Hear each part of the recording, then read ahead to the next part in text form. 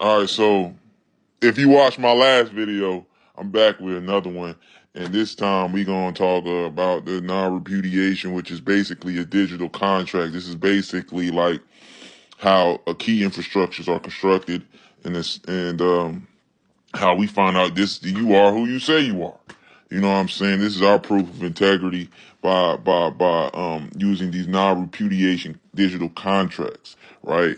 So everybody sees this, and you could actually sometimes you could not even sometimes every single time if you look at application it shows who signed it, right? It shows that that's public information for everybody to see.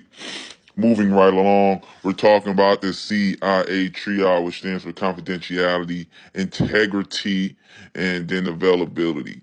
And there's another triage for penetration testers that I learned in school as well, but that's another topic for another day. If I gave y'all everything right now, then y'all never come back. Y'all never come back. All right. So what is the next thing that we're talking about, basically, which is the reason for CIA triage and why we use it, is cryptography hashing, right? We want to hash our information the best way we can. Why? Because it verifies that the data does not change. It is accurate and consistent. It stays the same. This is how we verify everything. It's how we make sure stuff you know, isn't altered. Just remember that word right there, right? So cryptography represents data as a short string of text. Damn, my bad. My handwriting sometimes is too bad for me to read. You know what I'm saying?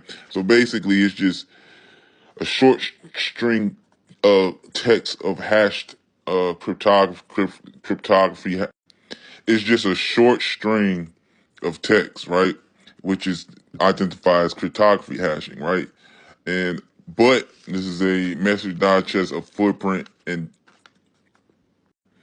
every time data changes, the hash text changes. So if once something is changed, once you change anything on that file or on that whatever, that hash has now changed if it's cryptography hash.